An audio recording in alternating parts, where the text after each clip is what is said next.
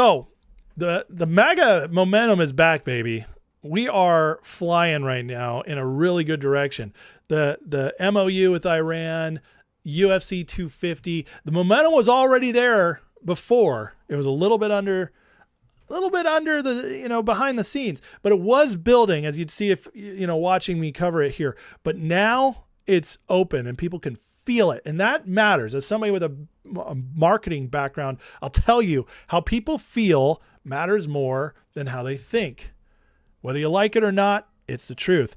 And the White House, you can tell, is kind of feeling it as well. They are really pushing it as they came out. America's back with this patriotic summer and just reminding us all of UFC 250, which they're going to continue to push for a while because it was such an overwhelming success. And I got to tell you guys, it's in many other places as well. As of right now, as of May 31st, so 2 weeks ago, RNC currently has 125 million on the books, whereas the DNC is at negative 3 million. The shift in funding continues to favor Republicans. What does that tell you? It tells you, because people vote with their dollars too, tells you all the momentum's on the Republican side. All the trust is on the Republican side. All the people willing to give is on the Republican side. That's a big deal. And I don't care what the polls say right now. People who vote with their money are more likely to vote in person as well. Follow the money. And money doesn't win elections, but it's often a sign of where the momentum is. And then it helps push close races over the top. This is a massive advantage. And this isn't only money they'll see. People get direct campaign donations, that kind of thing. But again, isn't it funny that ever since USAID got dried up, Democrats just can't seem to fundraise or win elections in third world countries? I don't know. You guys do the math on that. But regardless, Republicans clearly have the edge, and it's only going to continue. Look at this. So the U.S. Economic Surprise Index is up to 63.2 points, highest since August 2023. This index measures the economic data relative to consensus estimates, turning positive when data beats estimates and negative when data misses. This is a big flippin' deal. This metric has risen 57.6 points since late April, posting largest 7-week increase since Q1 2022. Why was it off in 22 and 23? Because the Biden administration was printing money like crazy and pumping up the economy. This time, the effects are real. This move comes amid stronger than expected jobs data. I thought the economy sucked. I thought we're going in the wrong direction. But no. That's what all the naysayers are saying. The Wall Street guys who hate Trump, everybody who's rooting for his failure. Meanwhile, all we're doing is surpassing expectations. Stronger than expected jobs data, ISM services, PMI, factory orders, ADP and employment, job openings, and manufacturing PMI, all way over expectations. U.S. Economic Surprise Index is approaching the 79.6 peak recorded in July 23, which will mark the highest level since early pandemic recovery. So you have the peak coming out of COVID, which that was just naturally going to happen because all they did was open stuff up. Boom. You have this peak, which is when the economy was about to crash and the Biden administration just pumped trillions into it. Oh, thanks, Thomas Massey, who was the reason we didn't have a debt ceiling during that time. Yeah, Thomas Massey, libertarian, the principled guy. He's the one who passed it out of committee, which is why Biden had no debt ceiling for a year and a half and could just spend whatever he wanted. That's crazy.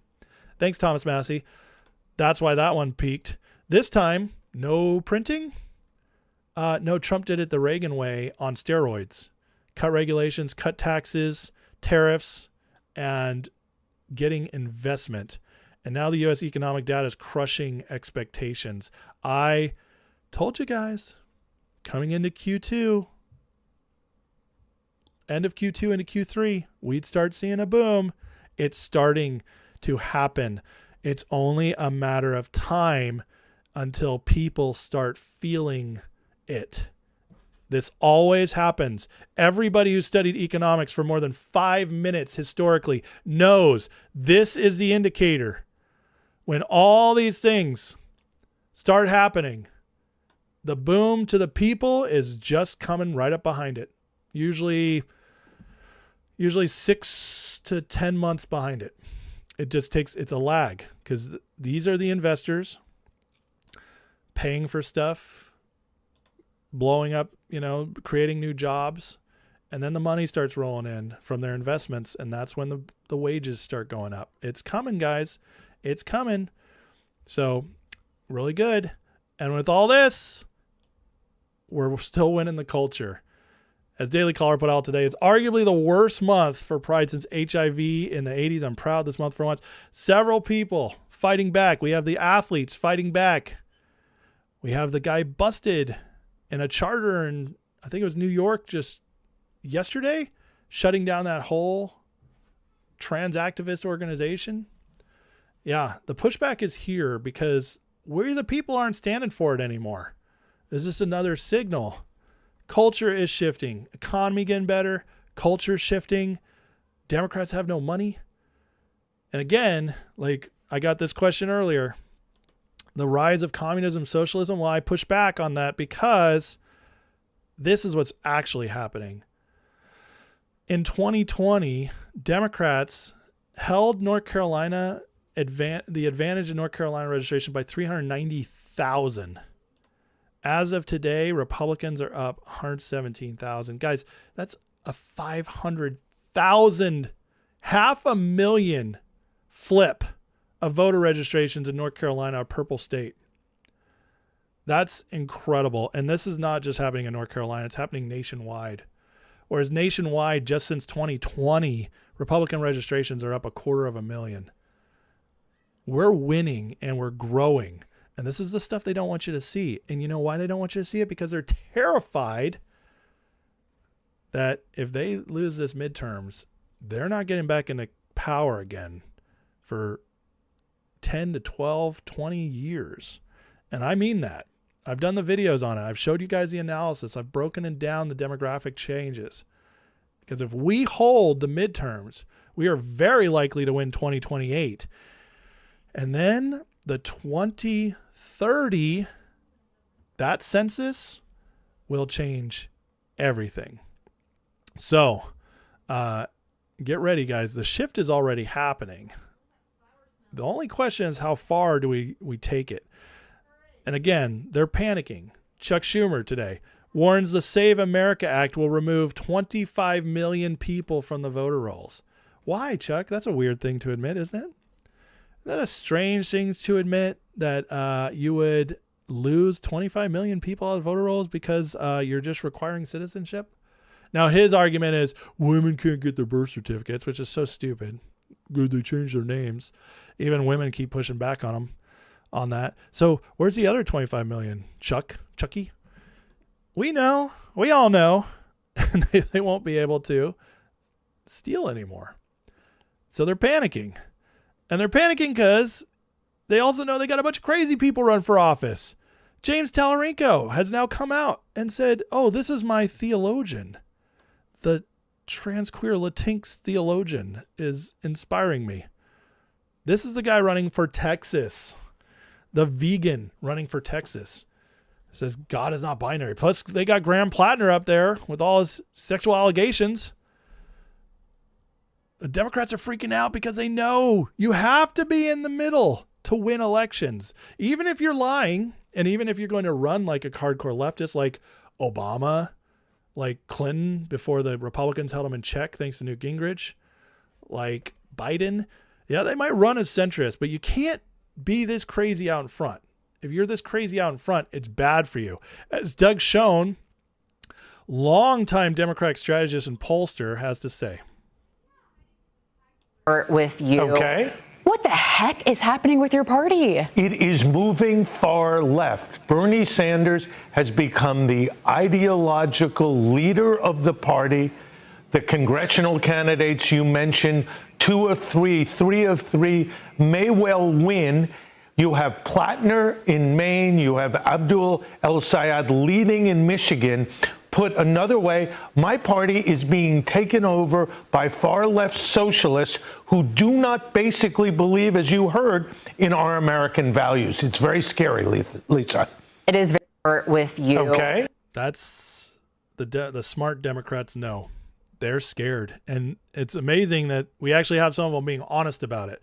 Because as the Democrats go more socialist, as they go more far left, they will get smaller and smaller. They have no chance of winning. And Americans just aren't going to stand for it. We thoroughly rejected it in 2024.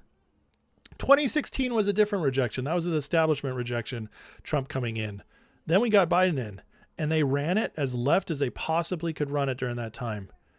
They pushed hard, and the country thoroughly rejected them. I don't think people understand sometimes how big a win 2024 was. Remember, they were in power. They were overseeing the elections. They had the rig in, and they still got destroyed. Trump got 50% of the American vote, won the popular vote, first time since George Bush as a Republican. And I got to tell you that win, that 50%, in all likelihood, was actually probably closer to 54 to 57%. That is a thorough shellacking. And that's why Chucky is scared about losing those 25 million voters. Take away 25 million from Kamala, and all of a sudden you got Trump at 77 million, Kamala about 52, 50, 51, somewhere in that range. That is a thorough shellacking. That's 1984 on steroids kind of butt kicking when Reagan won 49 states. That's why they're so scared. See, socialism, communism, the far left, they are not winning. They are not growing. They're not taking over our country. They are losing, and they're grasping at every single straw they can get a hold of to try and stay in power. And those who are traditionally Democrat, who's still more left than we'd like, they're watching it, and they're terrified in real time as this becomes their candidates. And that's terrifying them. And while that's happening, guess what? A lot of the lefties from overseas are coming over here and finding out that America's awesome. Yeah. Here's the Atlantic. The feel-good story of the World Cup, still too good to be true. Most of the people celebrating American excess is not what they seem. Oh, really? You know why they're scared? Because all these people are coming over here to find out America's amazing, and they're reporting it on their social media pages. They're blown away. It's not what we were told. This isn't a fascist Trump country. It's amazing. And guys, that's going to wake even more people up, including leftists here. Says the Atlantic's upset foreigners here for the World Cup are liking America too much. If you wonder why the majority of Democrats no longer like America, it's because of this slop the media they consume constantly feeds them. But this is just, it's too obvious, guys. They can't keep fighting this because these videos are terrifying them. Guys, I think we owe you a big apology because what we think America's like is exactly not what it's like. Like the news outlets in the UK say America's this, say America's that, say America's this, say America's that. I'm not going to get into detail, but listen, when you go to America, you actually see what it's like with your own two eyes. Honestly, people are so nice here. The hospitality is amazing. People are just so accommodating, and anything you want, they will do it. And the thing is, for anybody thinking this guy's crazy, because that's not your experience here in America, well, then imagine how bad it must be over there. You know, these guys coming from the lefties, they're going to learn a lot. Because what happens here? See, a bunch of Americans, especially on the left, young Americans, follow these guys. And they're like, oh, Europe's so amazing. Lifting these lefty Europeans. And then these guys come here and they're like, oh, America's amazing. Uh-oh. That kind of blows open your mind, right? And this is becoming a problem for them. Even The Economist. European news media is embarrassed by the videos of Europeans World Cup fans gushing about the amazing media. Amazing USA, they've never been shown by their own news media. Economist says European football fans visiting America are discovering the mass affluence of country's suburbs. The wealth enticing holidaymakers troubles European elites. America, once a peer, seems to be racing ahead. First of all, we were never a peer of Europe since like the early 1800s. We've always been better. But the fact that it's coming out there and people are, this is a big deal. The Economist is super left wing, guys. Economist is not a paper or a magazine we trust.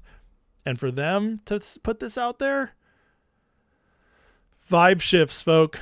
Vibe shifts. We are definitely heading in a better direction thanks to Donald J. Trump opening it up. And speaking of vibe shifts, well, JD went on The View last week, and Joy Behar had nice things to say about him, but she's like the crazy one. Well, Joy Behar is way tougher than the Iranians, and she and I are best friends now. Sonny Hostin and Navarro are big mad at Joy for this. Watch this, because they know JD has the gift, and this is terrifying them for 2028. Our very own Joy. We were more difficult to deal with than the Iranian government. He's being funny. Can I tell you something? I wish Joy had negotiated this Iran deal. It would have been better. Would have been better. First of all, I'd make him a nice meal, my lasagna. We'd sit down and talk. It's like with JD. He was here the other day. I respect the office. I believe in reaching across the aisle. I do. Yeah. This is why MAGA Republicans, they're coming around. But I want to know, why were you so in love with JD Vance? I wasn't in love. Look, I'm not in love with him, and I'm not in love with this administration. And he's not her best friend. You are watching me on this show. He just called you his best friend. That is not mutual. She went on a 3-minute viral rant yesterday about this administration, and everyone's like, how does she love them? And then you're criticizing, saying throw them out. I actually heard what you said to him, right? Because he was sitting in the middle, you were here, I was here. Right. And you said to him, I mean, it was a backhanded compliment. You said to him, you're... This is hilarious. Okay? There's actual panic going on here. And you want to know why? Because when JD went on that show, I'm telling you, out of 100 women watching the show, okay, he got 3 to 7 women out of every 100 to think, oh, I like this guy. Oh, he makes some sense. It's not much, but guess what? In an election, that matters. And think of that now on the grand scale of America. When I'm telling you guys, if JD runs in 2028, he's going to be unbeatable. I think Rubio would be unbeatable too, but for different reasons. But I think Vance would win even larger. He has an appeal. He will lock up the MAGA base. The rhinos hate him just like they hated Trump, but they'll fall in line because they have to keep their careers going. They'll fall in line, and then he's got the appeal to the middle that Rubio's not going to be able to do. Doesn't mean Rubio will lose because people aren't going to vote left. Rubio will still win a landslide. But Vance has a secret sauce there, and it's terrifying them. And so with all this, guys, I mean, you can feel the vibe shift for the midterms. And there's a reason they put JD out there this last week with the Iran deal. They're giving him the shot. Trump could be all over the place touting the Iran deal. He sent JD out to do it. They're giving him the shot. And if this deal works out and JD's the face of it, he's going to be, I mean, that just seals him up even more for 28. So telling you guys one way or the other, it's pretty clear the momentum's on our side, especially as this economy begins turning. Because now with Iran out of the way, it's all gets to be focused on domestic time. And MAGA is the winning message. We have the winning. We're growing. The demographics are there. The shift is happening. And I love just watching these people panic over it. They just can't find a way to hate the man. And that's a really good sign for us going forward.